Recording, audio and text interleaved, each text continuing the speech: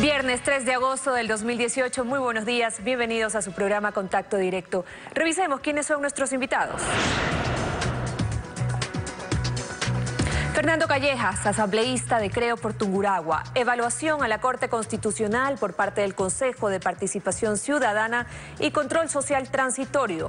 Corte que se posesionó en el año 2012 y que durante este gobierno no se pronunció acerca de la consulta popular de febrero y el pasado miércoles derogó las enmiendas constitucionales que aprobó la Asamblea en el 2015. También estará con nosotros Carlos Aguinaga, procurador legal de la empresa de auditoría médica Redes, que auditó los contratos del IES con clínicas y hospitales privados. Varios exámenes de Contraloría identificaron sobreprecios en prestaciones de servicios de salud. El exasambleísta Andrés Páez hizo públicos sus informes. Además, nos acompañará Diana Atamay, vicepresidenta del Consejo Nacional Electoral Transitorio, la hoja de ruta con un proceso electoral en marcha, el concurso para seleccionar a quienes irán a las urnas para integrar el Consejo de Participación Ciudadana definitivo, entre otros aspectos. Lo revisaremos. El gobierno confirmó que estudia los subsidios a los combustibles que usan vehículos de alta gama, pero aclara que no tocará el diésel ni el gas de uso doméstico. Ayer en el Palacio de Gobierno hubo una reunión en donde se analizó este tema. El gobierno sigue revisando los subsidios. Este jueves, luego de una reunión de más de 3 horas en el Palacio de Carondelet, el ministro de Finanzas, Richard Martínez, reveló que el subsidio al diésel, que le cuesta al Estado cerca de 900 millones de dólares, y al gas doméstico 490 millones, no será modificado. No se ha evaluado en lo absoluto el subsidio al gas, no se ha evaluado en lo absoluto el subsidio al diésel, es decir, eso va a mantenerse intocado, pero sí se está analizando cuál es el efecto distorsionante que genera, por ejemplo, el subsidio que recibe una persona que tiene un vehículo 4x4 de gama alta, que son esfuerzos que está haciendo el Estado en relación a ese tema. El ministro de Hidrocarburos, Carlos Pérez García, quien en días pasados dijo en un medio que se están revisando los subsidios a los combustibles, también estuvo reunido en Palacio para analizar el panorama económico del país. ¿Y se va a tomar ya alguna decisión sobre los subsidios en estos días? Probablemente, sí. El exministro de Energía, Fernando Santos Alvite, cree que si el gobierno analiza una decisión sobre los subsidios a los combustibles, es por recomendación del Fondo Monetario Internacional para otorgar un crédito en buenas condiciones. El Ecuador va a pedirle al fondo, porque ya no tiene otro prestamista, y el fondo le va a decir, nivele el precio de los combustibles, elimine los subsidios gradual o totalmente. ¿Su análisis de subsidios es un pedido del Fondo Monetario? Tengo que retirarme. Sí, gracias, ministro. Gracias. Los datos del Ministerio de Finanzas revelan que por el subsidio a las gasolinas extra y super, el Estado gasta anualmente cerca de 260 millones de dólares. La revisión de este rubro, según Martínez, responde a varias acciones que adopta el gobierno para dar oxígeno a la caja fiscal, que tiene problemas de liquidez. La actualidad, los protagonistas, el análisis y la información en Contacto Directo.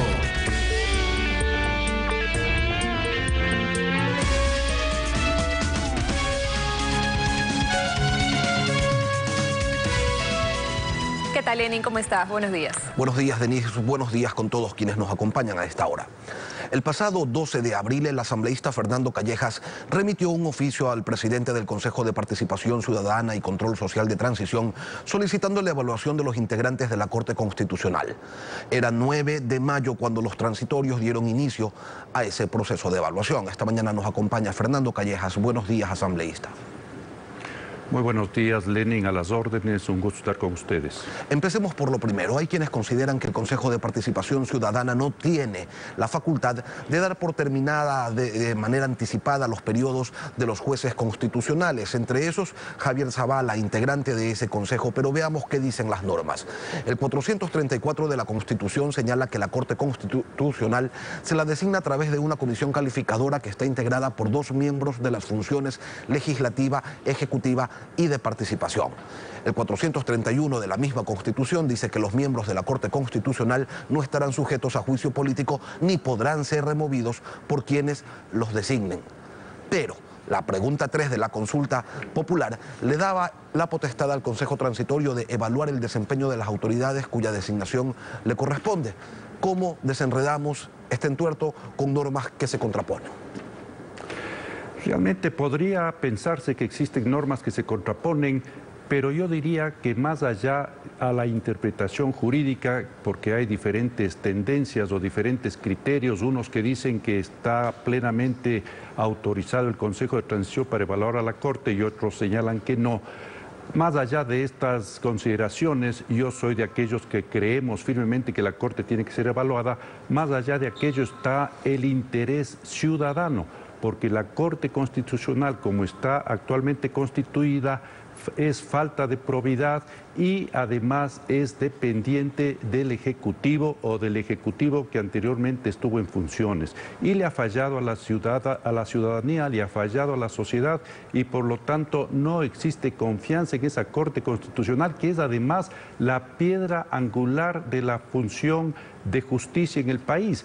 Si esa Corte Constitucional sigue funcionando como hasta ahora ha funcionado, no hay ninguna garantía sobre el cumplimiento cabal de la Constitución en nuestro país, asunto que es obviamente fundamental para que la sociedad viva tranquilamente y en una plena democracia. ¿Cuáles son las razones por las que debe ser cesada esa Corte a su criterio? Hay algunas razones, entre ellas falta de probidad y cumplimiento a sus obligaciones. Se ha señalado que hay más de 10.000 causas represadas en la Corte Constitucional que no han sido atendidas. Por lo tanto, los ciudadanos que han requerido un pronunciamiento respecto a sus derechos constitucionales no han sido atendidos. Por otro lado, hay fallos que realmente generan conmoción en la ciudadanía del Ecuador. Por ejemplo, aquel fallo que a los 3 años se determina que era inconstitucional la ley que se aprobó en el 2015 y que dejó de aportar el gobierno nacional al fondo de pensiones del 40% que por ley estaba obligado, con lo que se perjudicó además en alrededor de 3.200 millones de dólares al Seguro Social.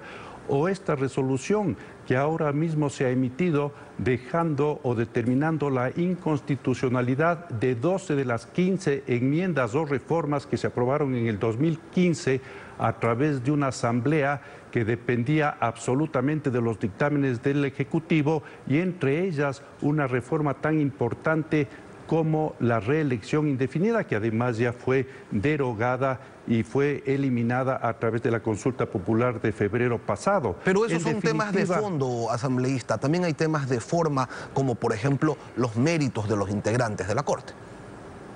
Sí, mire, los méritos de los integrantes de la Corte tendrán que ser evaluados y para eso está el Consejo de Transición, pero esos méritos en definitiva no han sobresalido o no han quedado claros al tener dictámenes de la Corte que son absolutamente contradictorios y que no obedecen al interés común, sino a intereses de, en su momento, el anterior gobierno o a intereses actualmente seguramente de que de alguna manera se lave el nombre de los integrantes de la Corte Constitucional y de alguna manera el Consejo de Transición en su evaluación diga si han cumplido con la ley, si han cumplido con la Constitución y deben quedarse. Y yo creo, y así piensa la mayoría de los ciudadanos ecuatorianos, que la Corte Constitucional tiene que ser evaluada y finalmente, en base a esa evaluación, cesada por probidad y porque los ciudadanos ecuatorianos, la sociedad ecuatoriana en su conjunto así lo requiere. Y un asunto más, Lenin, efectivamente yo pedí a la Corte, al Consejo de Transición que la Corte sea evaluada y en un pedido de cambio de orden del día en la Asamblea Nacional en mayo del 2018, la Asamblea Nacional por mayoría absoluta se pronunció que este tema efectivamente sea tratado en la Asamblea Nacional y se dé ese respaldo al Consejo de Transición en esta evaluación que tiene que necesariamente darse en estos días, porque además el tiempo corre. Así y es, eventualmente faltan muy pocas semanas para que culmine la evaluación a la Corte Constitucional y hasta ahora los transitorios no han dejado títere con cabeza. Todo aquel que ha pasado por sus manos ha terminado sin funciones, cesado. No por nada le dicen al Consejo de Participación Ciudadana y Control Social Transitorio la guillotina. ¿Usted cree entonces que es ese el futuro próximo de la Corte Constitucional?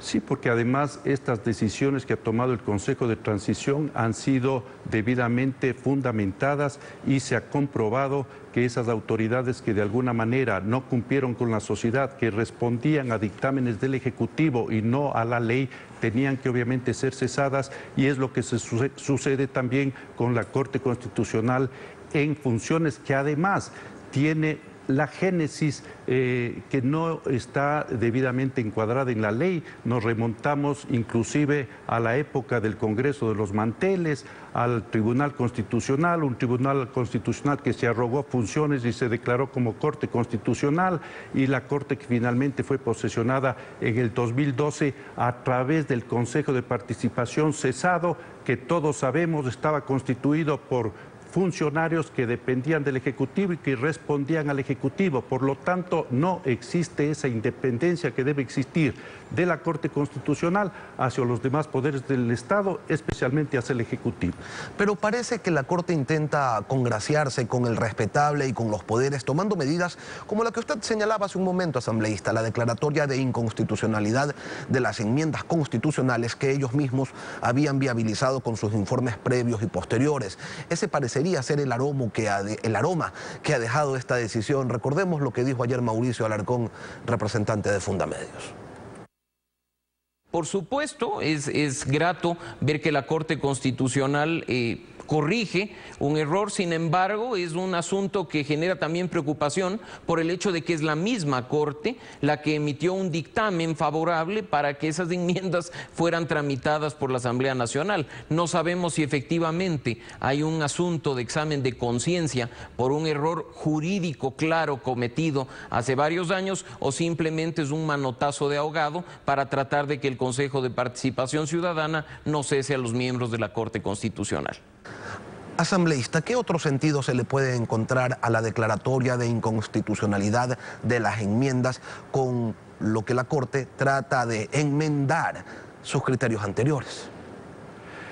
Bueno, definitivamente eso que se aprobó en diciembre del 2015 por una asamblea también dependiente del Ejecutivo, con más de 100 asambleístas que dependían a los intereses del gobierno de turno, obviamente no podía ser aprobada por la Corte Constitucional, porque muchas de esas enmiendas eran reformas constitucionales, como por ejemplo el tema de la reelección indefinida, como por ejemplo el tema de Contraloría, de restarle funciones a la Contraloría, como por ejemplo que las Fuerzas Armadas puedan intervenir en seguridad interna cuando esa no es su función.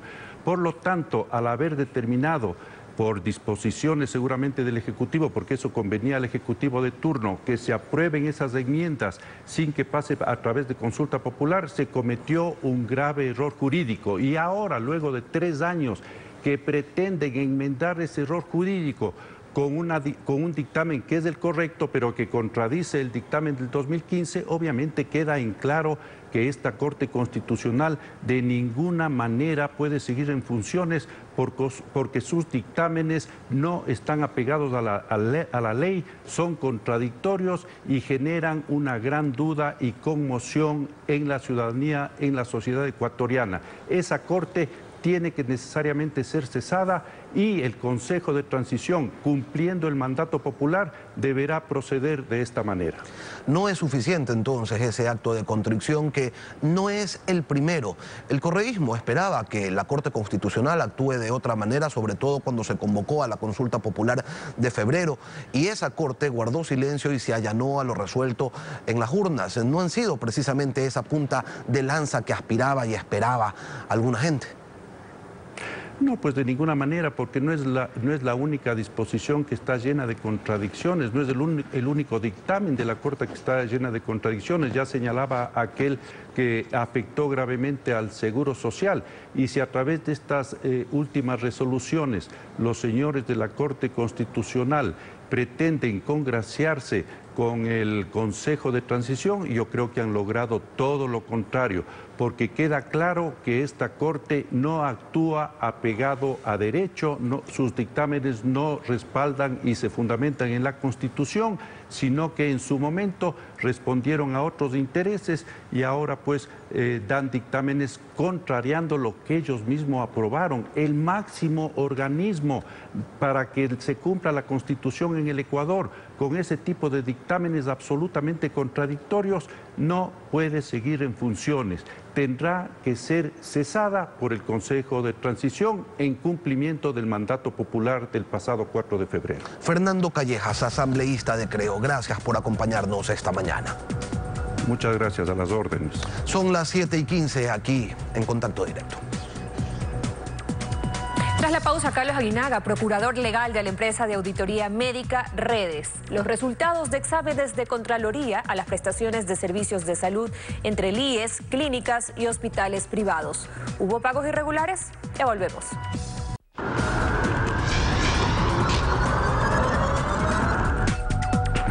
El lunes pasado estuvo en este espacio el ex asambleísta Andrés Páez y realizó la siguiente denuncia. Recordemos. Hacer una revisión, por ejemplo, de qué tipo de atracos se mencionan en estos informes. Aquí tenemos uno de ellos en donde por 1 litro de oxígeno, que el valor en el tarifario del IES es 1 centavo, por 1 litro de oxígeno se llega a facturar $28.800. Ese es el perjuicio, solamente por 1 litro de oxígeno, sin considerar el número de litros de oxígeno. Acá tenemos, por ejemplo, medicamentos cuyo costo es 0.82, se planilló en 92.06. 10.66 se planilló en 215. Medicamento cloruro de sodio 2.42 se planilló en 215. Sodio cloruro 60 centavos se planilló en 215. Furosemida 10 centavos se planilló en 215. La Contraloría General del Estado en 2016 emitió informes señalando que se habían realizado pagos irregulares a hospitales y clínicas privadas. Estos informes eran auditados y validados por la empresa Redes. Nos acompaña el doctor Carlos Aguinaga, procurador legal de la empresa. Doctor Aguinaga, adelante con su réplica. Gracias, Lenín. Le quedo muy agradecido a usted y al país por esta oportunidad de aclarar de una vez por todas. Hemos tomado la decisión de ya no seguir permitiendo esta lesión que se generó en unos informes que lamentablemente fueron realizados no en la actual administración de Pablo Celi, sino en la anterior administración del doctor Polit, que son unos informes en los cuales hay unos fraudes en el procedimiento. No es posible, bajo ninguna circunstancia, que luego de haber auditado 1.069 millones de dólares durante más de 3 años y que se le haya ahorrado al país la cantidad de 126 millones, hoy se pretenda mal utilizar políticamente esta información que Redes le entregó en su oportunidad a la Contraloría. Lamentablemente, en el equipo de Contraloría de esa época estuvieron ex servidores de la Contraloría que lo que hicieron es un daño, un fraude al procedimiento administrativo. Voy a explicar en qué consiste este fraude. Todas estas denuncias a las que hace referido el señor Andrés Páez han sido debidamente auditadas en la pertinencia médica y fueron descontados a todos los prestadores.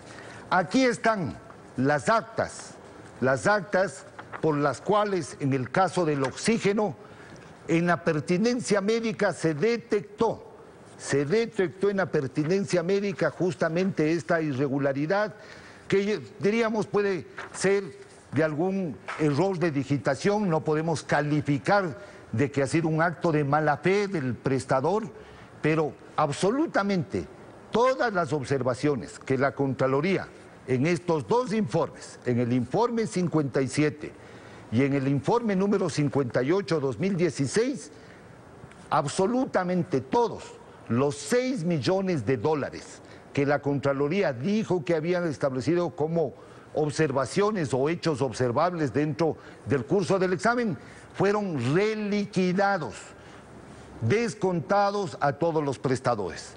Pero yo le quiero decir al país que las clínicas privadas han actuado con responsabilidad, han actuado apoyando a la red pública de salud, han prestado, en el caso nuestro de la pertinencia médica, 550,000 cuentas médicas o expedientes médicos. ¿Cuál es el promedio de atención de las clínicas privadas? ¿De qué tipo de atención? No ambulatorias de $20, de $15. Estamos hablando de cuidados intensivos, estamos hablando de atenciones quirúrgicas, estamos hablando de clínicas, estamos hablando de emergencias. El promedio de atención a un ciudadano en este tipo de atenciones de mediana y alta complejidad es de $1.950. Doctor Aguinaga, dejemos algo en claro, porque los informes de Contraloría existen y allí se determina un perjuicio por casi $252 millones de pagos en exceso a prestadores de salud privados entre los años 2012 y 2015. ¿Todo eso se subsanó? A ver, no es cierto. Eso no es cierto, porque la Contraloría, ese equipo auditor, lo único que llegó a observar en base a la data que le dio el IES y que le dio la empresa que represento, fue el 0.82%. Yo aquí quiero denunciarle al país que el ex presidente del IES, el señor Espinosa, en julio del 2016, conjuntamente con el ex contralor, lo que armaron es toda una tramoya y lo que glosaron o lo que están diciendo que es responsabilidad es del 100% de las cuentas médicas. ¿Usted cree que los hospitales de la Junta de Beneficencia de Guayaquil, una institución tan seria, la que menos objeciones ha tenido de parte de nuestro trabajo, que la Clínica Guayaquil, la Clínica Kennedy, la Alcibas, el Hospital de los Valles aquí, y muchísimos, son 140 prestadores, de los cuales 12 están en responsabilidad civil en Guayas, 24 en Quito. 5 de esto aquí se sacó una copia, un copy-paste de esta firma, de este informe de responsabilidad 58, y se hicieron unos oficios para armar unos indicios de responsabilidad penal. Doctor Aguinaga, de los cuales hay... Sí, yo quiero que escuchemos un poco más de lo que decía Andrés Páez para que usted pueda continuar con su réplica. Tenemos otro caso en donde para una operación de rodilla cuyo costo por uso del quirófano en el IES es de $80,67, se facturó $12,679, es decir, más de $11,000 de perjuicio en una sola operación. Aquí están, por ejemplo, evidencias en un informe en donde se realizan operaciones a diferentes pacientes el mismo día, a la misma hora, en el mismo quirófano, con los mismos médicos y con los mismos integrantes de los equipos médicos. E incluso se reflejan 5 casos en los que a la misma hora, en 5 diferentes pacientes, intervienen el mismo anestesiólogo e incluso en 2 casos interviene el mismo cirujano. Esa es la realidad que se refleja en estos informes, el gran atraco a jubilados y afiliados. ¿Estos 2 casos que relata Andrés Páez son también errores de tipeo, doctor? A ver, y yo quiero decir con absoluta claridad en este tema, en el caso de los TIN quirúrgicos, la pertinencia médica era después de que se autoriza por parte del IES que vaya un paciente a la clínica privada, es atendido, tiene una fecha de entrada, una fecha de salida. El prestador, ¿qué es lo que hace? El prestador arma un expediente y subía después tenía 30, 45 días para subir el expediente a la plataforma. La plataforma no podía determinar si intervenía el mismo TIN quirúrgico, el mismo médico y todo. Pero yo sé a qué prestador se refiere, a ese prestador.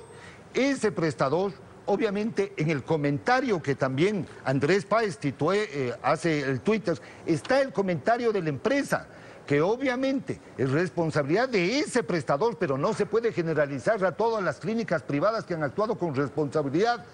A ese prestador sí hay que investigarle porque capaz que tuvo una actitud dolosa o maliciosa, y lo dice el informe, desde luego. Pero este prestador al que se refiere, que está aquí en el informe 58 y que están en los indicios de responsabilidad penal, ¿no es cierto?, que además son públicos los informes. A este prestador le asesoraba una empresa de auditoría médica que presta la auditoría justamente en los actuales momentos a varias instituciones del sector público. Pero lo importante, Lenín, es que me digan, nosotros en el trabajo serio, profesional, técnico de la compañía, se le ahorró al Estado 127 millones. ¿Qué pasó con las prestaciones 2009-2013, que eran a mano, que se daban anticipos? ¿Dónde está el trabajo que se ha realizado justamente para demostrar aquello de que hay una pertinencia? Pero además esto es una auditoría médica que va a tener un margen, obviamente, de error y de apreciación, no es que va a ser al 100%. Doctor, si el todo trabajo... lo que se refiere el doctor Páez, Andrés Páez, está descontado. Todo, absolutamente todo reliquidado. Aquí se está haciendo daño a un montón de gente.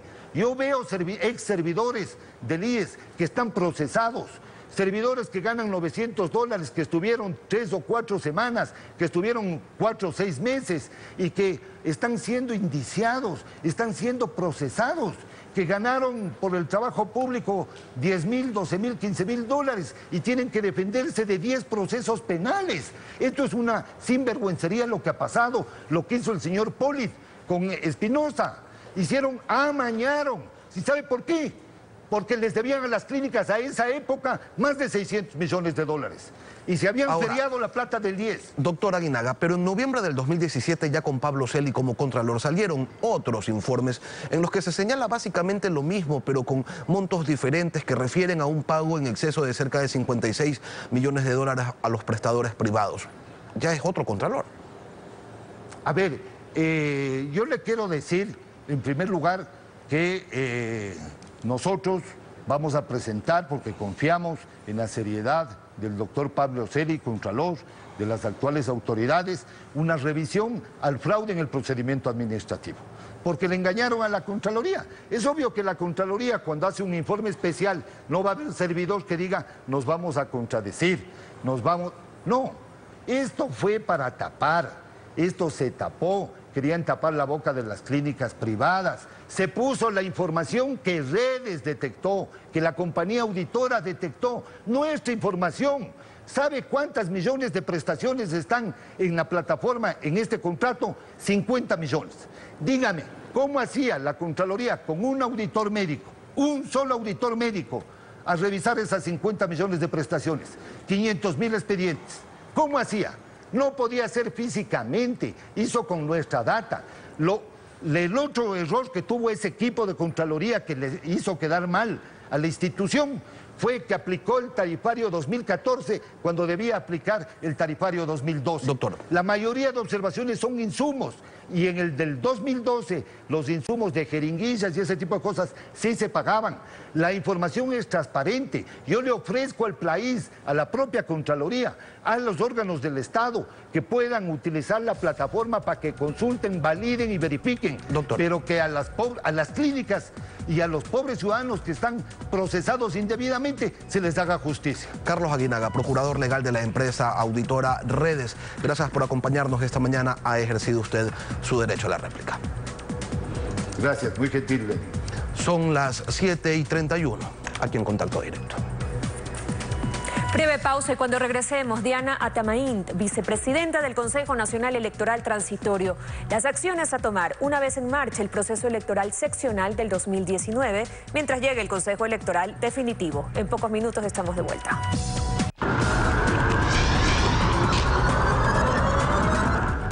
El Consejo de Participación Ciudadana y Control Social Transitorio cesó definitivamente en sus funciones a los integrantes del Consejo Nacional Electoral y nombró a 5 vocales transitorios, entre ellos Diana Atamaint, quien a su vez ayer en la tarde fue designada vicepresidenta de este consejo. Diana Atamaint es de Morona, Santiago, y fue diputada en el 2007. Ese mismo año fue cesado el Congreso para dar paso a la Asamblea Constituyente y luego, en 2009, llega a la Asamblea Nacional. Ahora, ¿cómo es que Diana Atamaint aparece para formar parte de este organismo electoral? ¿Cómo llegó? Muy buenos días. Buenos días. Muchas gracias, Lenny, y a todos quienes nos miran por Ecuavisa. Bueno, ¿cómo llego? Llego de un proceso del cual nunca me he desvinculado. Pertenezco a una organización social muy importante como es la CONAIE y es ella, junto a otras organizaciones nacionales, la que propone mi nombre para conformar para ser parte del Consejo Nacional Electoral Transitorio que tiene ahora, o que tenemos ahora, una inmensa responsabilidad para reinstitucionalizar esta institución a puertas de las próximas elecciones. Ayer en la tarde tuvieron ustedes su primera reunión, bueno, sería la segunda porque hubo una antes. Se eligieron autoridades y se dijo que en los 60 días que tendrán de trabajo van a garantizar transparencia, independencia e imparcialidad. ¿Cómo lo van a hacer? Inicialmente sabemos todos de que es un periodo corto hasta donde nosotros podamos hacer. Hemos delineado actividades puntuales en la medida que vamos a sentar las bases para que el proceso electoral que se nos avecina dé garantía de lo que acaba de mencionar. Por eso es de que entre las acciones inmediatas que vamos a tomar es la revisión y la resolución muy probable de declarar nulo la última decisión que tomó los miembros de los vocales que fueron cesados en torno a los requisitos y al proceso que se da para participar como miembros definitivos del Consejo de Participación Ciudadana y Control Social, por considerar que es ilegal e inconstitucional. Todos sabemos que fue aprobado con 2 votos de los 5 integrantes, lo cual da cuenta de que nosotros no podemos actuar sobre una decisión tomada de forma ilegal. ¿Van a dar por terminado entonces ese concurso y a convocar a uno nuevo, además de reformar el reglamento? Por supuesto, tendremos que revisar y tendremos que actuar dentro del marco de la ley y de lo que se nos permite, y obviamente el instructivo o el reglamento tendremos que, si es necesario, reformarlo con la intención de garantizar el pleno derecho de participación de los ciudadanos y garantizar esto que nosotros nos hemos propuesto como meta: dar una imagen y dar la posibilidad de que las acciones que se dan sea de manera transparente y que garantice la voluntad del pueblo ecuatoriano. ¿Van a devolverle la vida a organizaciones políticas que fueron eliminadas por sus antecesores? Vamos a iniciar el proceso de revisión de las circunstancias en las que se dieron eliminar de la lista del espectro político, como es el caso de la ruptura de los 25, el caso de la izquierda democrática, y también vamos a llevar adelante la revisión del caso del colectivo Yasunidos, donde miles de jóvenes y ciudadanos defensores de la vida y del agua se quedaron frustrados en la búsqueda de ser consultados en tema minero y petrolero. Son temas fundamentales que pensamos que, si es que fueron afectados sus derechos, tienen que ser reparados. ¿Pero con qué sustento legal van a hacer estas revisiones, vicepresidenta? Porque hubo un tiempo para hacer los reclamos, se los hizo, se dijo que no tenían razón. Entonces, si lo quieren retomar, ok, pero ¿con qué sustento? Mire, tenemos ya un antecedente. El informe del Consejo de Participación Ciudadana y Control Social determina que ha habido irregularidades e incluso afectaciones a los derechos. Entonces, para nosotros eso es un insumo como para poder revisar. Cuando se trata de afectación de derechos, creo que una institución que debe ser la garante de la participación efectiva de los colectivos y de los movimientos sociales tiene la posibilidad de revisarlo, y si es necesario, como lo mencioné al principio, tendremos que reparar esos derechos. ¿Van a auditar ustedes lo realizado por el Consejo Nacional Electoral anterior, por el que presidió Nubia Villasís y también por el que presidió Juan Pablo Pozo, o eso lo dejan para que lo hagan luego los vocales definitivos? La próxima semana fijaremos fecha para presentar a la Contraloría General del Estado el pedido de un examen especial de los gastos y del manejo de los recursos de los últimos 7 años. Es importante que el país tenga la certeza que los recursos de todos los ecuatorianos fueron utilizados de forma correcta, de forma eficiente. En el caso de que se diere responsabilidades de cualquier tipo, serán las autoridades, la Fiscalía o la misma Contraloría, de actuar y aplicar la ley para que quienes incumplieron o actuaron de forma irregular en el uso de los fondos tengan que responder ante el país. Ahora, hay un proceso electoral en marcha. ¿Qué acciones van a tomar en ese sentido?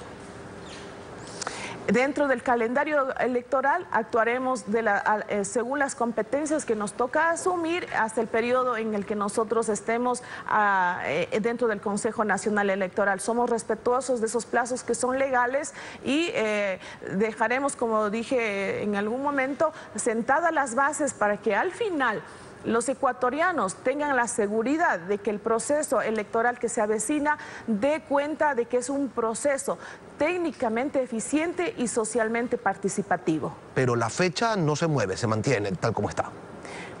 Por supuesto, estamos ya en cuenta regresiva, son fechas que inclusive constan en la ley, no lo podemos mover. Sin embargo, un cronograma interno sin afectar todo el calendario electoral, para el caso de, como habíamos comentado al inicio, de la postulación de los candidatos al Consejo de Participación Ciudadana y Control Social definitivo, eso con mucha seguridad tendrá que ser ajustado sin afectar el calendario en su conjunto. Denuncias sobre el padrón electoral, la forma como está constituido, se han realizado algunas y desde hace un buen tiempo. ¿Se podrá hacer algo allí en este periodo corto en el que ustedes van a estar, o ya iniciado el proceso electoral no hay cómo tocar ese padrón?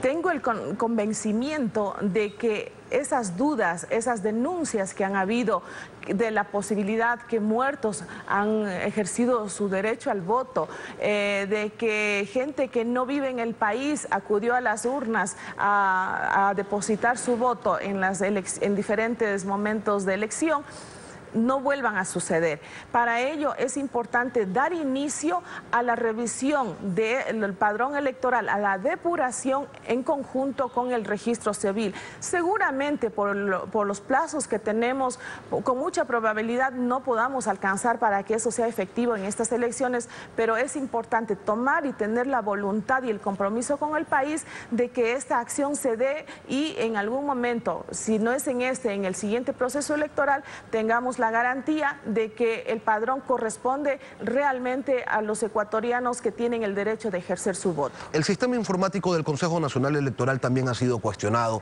por distintos actores políticos. El último proceso presidencial, bueno, pues lo dejó en evidencia, que hizo agua por todos lados. Ese sistema, ¿se lo va a auditar?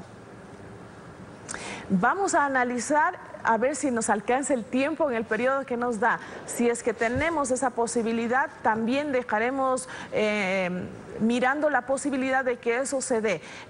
Todas las acciones que estén dentro de nuestras manos para garantizar que el Consejo Nacional Electoral es una institución independiente de los poderes del Estado, que no responde a un partido político determinado, quedará en el pasado y eso es lo que queremos hacer. Para eso estamos nosotros ahora dando inicio a este proceso de cambio y lo haremos con todo el cariño y la responsabilidad ante el país. ¿No se metieron en camisa de 11 varas? Hay tanto por hacer y solo 60 días. Bueno, nos toca esa parte. No necesariamente ahora, en este periodo electoral, vamos a cambiar las cosas para que la ciudadanía vuelva a tener confianza en el Consejo Nacional Electoral. Somos los responsables de dar inicio de este proceso de cambio. Tanto es así que las acciones que estamos tomando ahora son estrictamente de carácter coyuntural, en el plazo que nos corresponde actuar a nosotros. Por ejemplo, nosotros pensamos que más allá de las elecciones que se nos avecina y de las decisiones que debemos tomar, es importante considerar también la revisión para reformar el Código de la Democracia, en la medida de que tenemos una fórmula de asignación de escaños que no garantiza la participación o la representación de las minorías, por ejemplo. Entonces, hay cosas que debemos hacer ahora, de forma inmediata, en el mediano y en el largo plazo. Diana Atamaín, vicepresidenta del Consejo Nacional Electoral Transitorio, gracias por acompañarnos. Muchas gracias. Son las 7:45, Denise. Lenin, estamos despidiendo Contacto Directo, no sin antes desearles que tengan un excelente fin de semana. Un buen fin de semana para ti y por supuesto para todos quienes nos han acompañado.